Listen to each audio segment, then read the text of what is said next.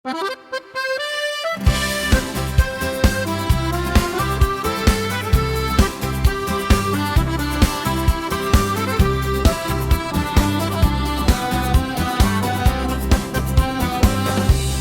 Giêsu sekrau di dalam benjangai benriha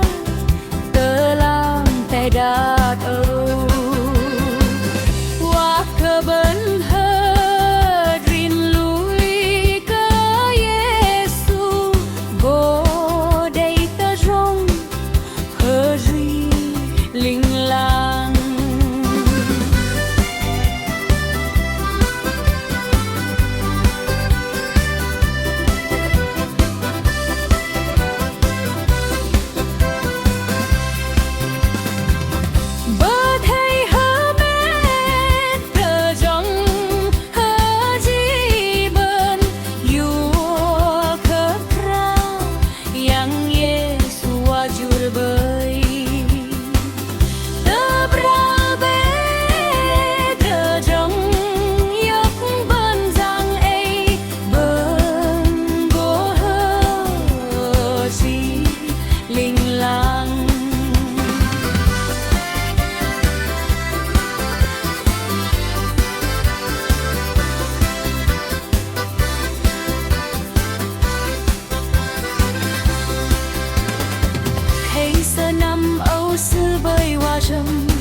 Bên thế hơ rin ra rồi đời nan xưa yêu hoa cơ krang yang vơ chê chu bơi bên thế trắng tơ trong hơ di lu bên tiếng chết ta thua trong men krayang bờ trắng hơ đã tơ trong Giêsu.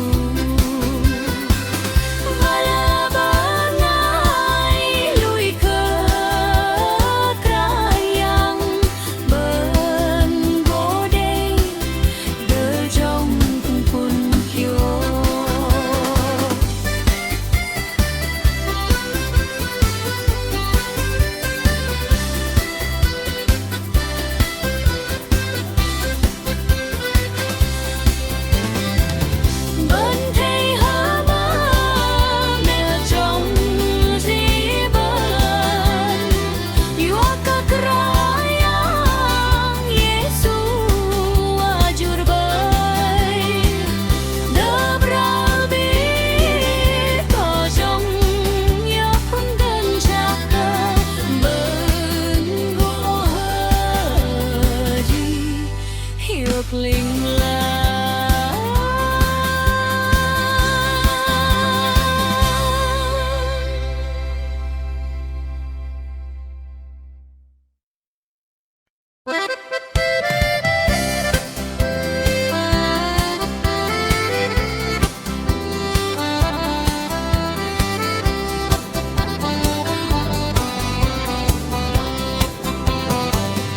Giêsu sekrau di dan benjangai benzioi telam te đã âu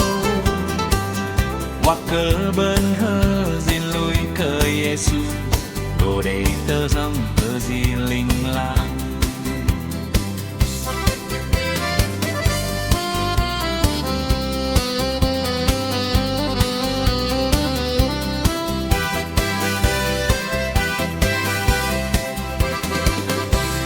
Cây sơ năm màu sư bơi hoa dơ bên thầy hờ đình xe rồi nó mang sơ yêu cơ tra yang vẫn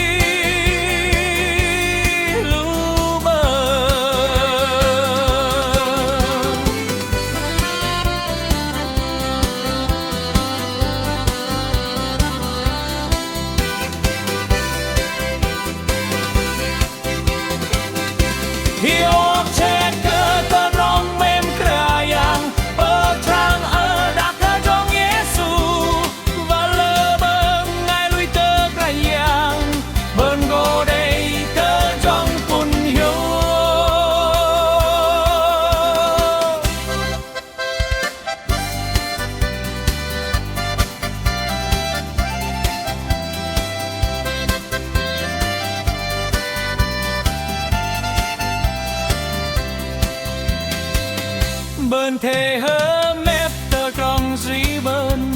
yêu cơ krai yang Yesu ajur bay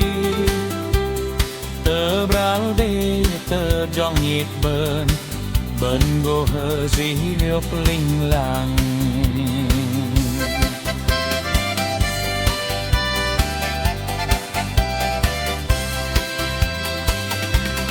thấy giờ năm âu sư bơi hòa rơi bên tê hơ bên giờ roi rơ nan sư vua cơ can yang vẫn dễ dù bơi bên tê chàng tơ trong hơ gì lũ bơi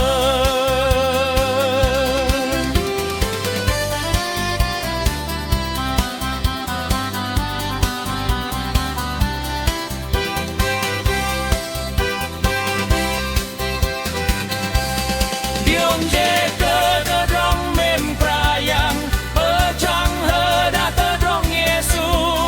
và lơ bơ ngài lui tơ càng yang bên gô đây tơ trong phút yêu bên thề hơ mét tơ trong dĩ bên dù cơ prayang Giêsu ajur bơi tờ bral bê tờ trong nhiệt bên go hơ dĩ hiếu linh lang